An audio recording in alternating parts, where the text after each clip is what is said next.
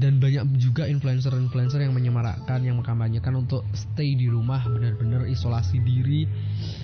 Karena sebenarnya ini adalah langkah untuk pemutusan rantai mata dari virus ini. Ibaratkan gini aja teman-teman, kalau seumpama nih ada api, banyak banget ilustrasi kayak gini nih. Korek api yang pentol itu teman-teman, kalau kalian jejer gitu ya, terus kalian hidupin, apinya pasti bakal merambat. Tapi dengan hanya satu aja yang dihancurin atau yang diambil atau yang dimatiin, maka yang di belakang-belakangnya itu juga bakalan mati dan gak terdampak api dari yang di depannya. Nah inilah sebenarnya harus kita lakukan di sini. Kenapa? Physical distancing, supaya orang-orang yang ODP ini tadi, orang dalam pengawasan ini tadi, ini tuh PDP bahkan ya, pasien dalam pengawasan ini tidak menjangkiti orang-orang yang lain teman-teman. Oke, kita ambil pelajaran dari Rusia. Pada tahap pertama kasus coronavirus disease ini diumumkan, Rusia itu udah memberikan maklumat kepada warganya, pada masyarakatnya. Tapi ternyata Rusia itu ya sama aja kayak orang Indonesia. Ternyata banyak juga orang-orang di Rusia itu yang ternyata sama aja kayak orang Indonesia, yang terlalu santuy gitu loh. Pada tahap pertama diumumkannya COVID-19 ini, masyarakat Rusia tuh yang kayak lebay lah, apa sih, cuman flu biasa gitu loh. Yang menanggapinya tuh nggak serius-serius amat. Tapi pada tahap kedua, pada tanggal, aku lihatnya dari artikel nih ya, yang disimulasikan pakai data gitu ya, di artikel. Tapi pada tahap keduanya, per tanggal 22 Februari 2020, jumlah kasus positif COVID-19 ini di Rusia meningkat drastis, yaitu 75 orang positif corona. Dan anehnya masyarakat sana tuh cuman yang kayak biasa, dan kebanyakan tuh yang suspek coronanya gitu kan orang tua gitu loh. Dan masih banyak yang masih nongkrong di kafe, masih belanja-belanja gitu loh. Nah pada tahap ketiga, jumlah kasus ini meningkat berlipat ganda dalam satu hari, dan tingkat kematian pun bertambah. Pada tanggal 7 Maret 2020, coronavirus disease 19 di Rusia berhasil menginfeksi lebih dari 5.000 kasus, 5.000 orang. Ini sangat signifikan sangat benar-benar signifikan. Dan Rusia mulai memberlakukan red zone atau zona merah di beberapa wilayah yang dikarantina hampir dari 25% dari luas Italia. Sekolah dan universitas beberapa di wilayah tersebut tuh udah ditutup gitu loh ya.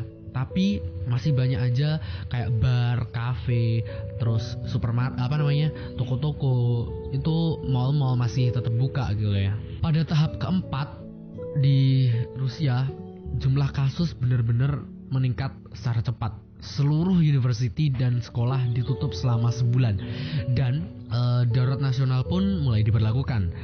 Rumah sakit mulai menambah kapasitas kamarnya, dan seluruh kamar tuh dibersihkan untuk memberikan ruang bagi pasien suspek coronavirus disease 19. Dan sayangnya tidak ada cukup tenaga medis yang menangani di sana, karena lonjakan pasien suspek corona yang benar-benar tinggi gitu loh. Dan banyak banget pasien-pasien yang emang punya penyakit bawaan, karena yang pasien-pasien yang punya penyakit bawaan itu lebih cepat terjangkit virus ini daripada yang enggak gitu loh. Ada suara tokek ya itu.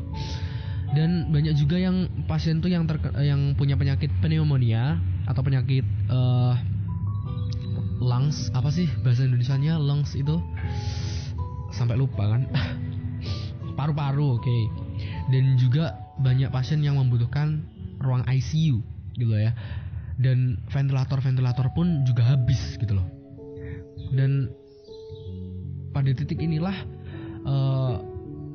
tenaga medis di sana tuh dihadapkan sama pilihan di mana mereka tuh harus memilih pasien yang lebih masih panjang dan masih bisa diselamatkan, atau pasien yang udah tua dan kemungkinan untuk sembuh lebih kecil gitu loh. Dan akhirnya rumah sakit di sana pun menghadapi chaos yang sangat-sangat besar. Dan pada tahap kelima, pada per 9 Maret 2020, Rusia ini mencapai lebih dari 9.000 case, 9.000 kasus. Seluruh kota di Italia diputuskan untuk lockdown. Dan benar-benar lockdown di Italia itu benar-benar ketat banget, karena emang orang-orang di sana tuh benar-benar di karantina, di quarantine. Dan kota-kota di sana benar-benar di quarantine banget, dan bakal diperlakukan denda bagi siapa saja yang masih ngeyel untuk keluar gitu loh. Dan bisnis-bisnis di sana, toko-toko, bar, hotel, mal-mal itu benar-benar udah ditutup gitu loh. Dan sistem perekonomian dan sistem perekonomian di sana pun ya secara nggak langsung anjlok gitu loh, runtuh. Pada tahap ke-6, 2 hari kemudian setelah itu Italia memutuskan untuk lockdown, pemerintah Italia tuh memutuskan untuk bener-bener semuanya ditutup, pusat perbelanjaan apa segala macam pokoknya ditutup. Dan seperti yang aku katakan tadi, kalau emang orang itu nggak punya kepentingan dan tetap ngeyel buat keluar rumah, maka akan dikenakan denda sebesar 3,3 juta. Ya kalau emang kalian nggak pengen Indonesia untuk menerapkan lockdown di Indonesia gitu loh, kalau kalian nggak pengen nerapin sistem-sistem kalian kalau masih ngel di penjara, didenda apa segala macam, ya kalian jangan keluar rumah kalau nggak penting-penting banget gitu loh. Oke, mungkin buat nyari kuota, nyari makanan apa segala macam, langsung pulang. Jangan mampir-mampir dulu, malah nongkrong-nongkrong, kalian cari mati. Dan orang-orang yang di luar sana yang mungkin udah infected by COVID-19, semoga aja cepat sembuh dan bisa kembali bersama keluarga. Karena gini loh, COVID-19 itu lebih lebih nggak enak daripada HIV/AIDS. Karena apa? Karena kalian kalau seumpama terjangkit virus ini ya, lalu kalian meninggal, nauzubillah min dzalik, kalian tuh kesempatan untuk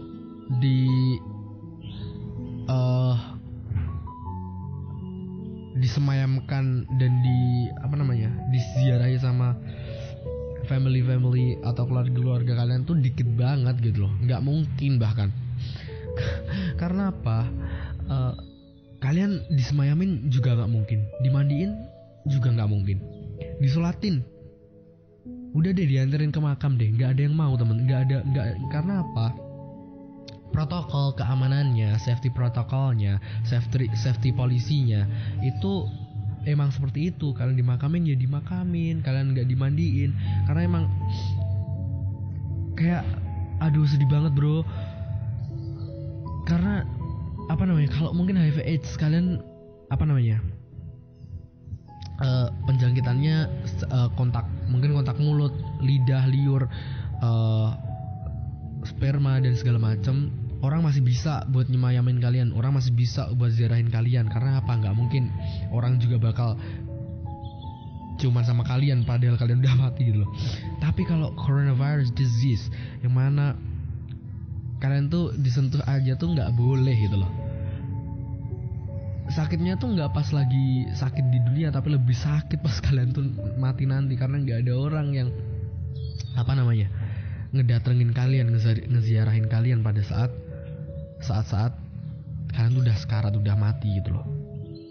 Oke lah, mungkin di kota kalian emang belum ada penyebarannya, tapi kalian nggak tahu. Seperti yang aku katakan tadi di awal tadi, di kasus di pasien nomor 2, kita nggak pernah tahu bro.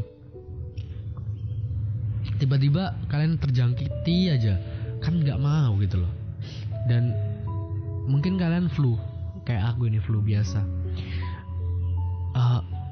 Oke lah, kalian prasangka aku flu nih, aku cepet-cepet berobat lah, nggak apa-apa gitu loh. Tapi jangan sampai kalian tuh bener-bener panik, karena panik itulah yang membuat kalian tuh jadi lebih down. Kalau kalian flu segera telepon dokter. Nanti dijelasin, oh gini saya corona enggak. Kalau kalian mungkin di usia 14 tahun 20 tahun enggak, mungkin aja enggak. Kenapa? Coronavirus ini kebanyakan menyerang orang tua memang, tapi kalian memang harus hati-hati gitu loh ya. Tetap santai, tapi tetap waspada gitu loh. Jangan santuinya kayak bro nongkrong. Jangan, oke? Tetap langsung kalau emang kalian udah capek, udah lelah, terus udah emang terserang flu juga, cepat isolasi diri. Oke, lanjut lagi. Banyak yang udah yang mungkin di luar sana banyak orang yang flu gitu loh ya, kayak aku ini. Dan itu pun bisa menular juga gitu loh. Jadi ya aku mohon banget buat kalian yang dengerin podcast kali ini, please open your mind, open your eyes gitu loh teman-teman, bahwa ini tuh sebenarnya bukan virus atau penyakit yang kalian beli Mixagrip aja sembuh gitu loh, enggak.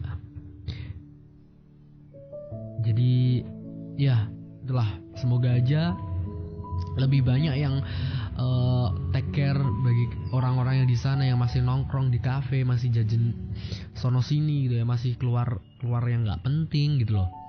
Tolong dikurangin, dan semoga aja mereka diberikan hidayah. Dan bagi orang-orang yang udah infected by COVID-19, semoga cepat diberikan kesembuhan total ya, kesembuhan total.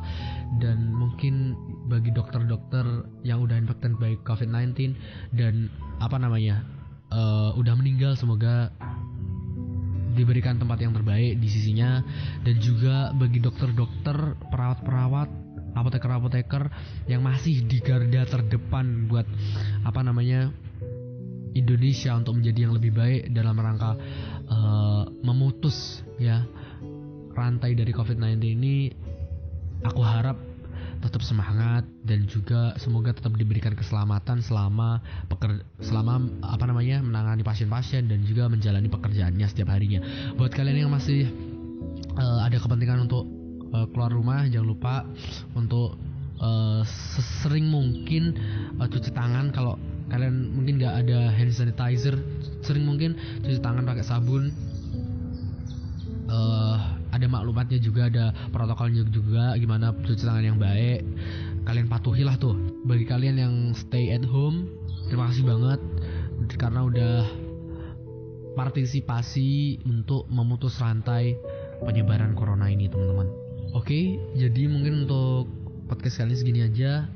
Mungkin agak panjang juga karena emang ya aku harus menyampaikan ini juga dalam rangka ikut menyebarkan gitu lah ya, supaya orang-orang itu yang belum open minded supaya biar open minded gitu loh. Dan ini ini juga hak kalian juga, dan ini kalian juga harus mengkampanyekan ini juga gitu loh. Kalau seumpama ada teman kalian yang masih ngeyel buat pergi keluar tanpa ada alasan yang benar-benar signifikan, ya kalian coba larang gitu loh, coba ingetin bahwa ya lu emang nggak kena corona, emang orang-orang di sekitarmu pun juga nggak ada yang positif corona, tapi orang nggak ada yang tahu gitu loh. Makanya ada kalimat seperti ini, menjaga itu lebih baik daripada mengobati, sedia payung sebelum hujan. Dan itu menurutku adalah bener-bener slogan yang cocok banget buat saat-saat ini gitu loh. Mungkin untuk podcast kali ini segitu dulu. Terima kasih udah setia ngedengerin teman-teman sampai akhir podcast ini. Aku akan undur diri, sampai jumpa di Chill Out Podcast selanjutnya. Calming while you listening.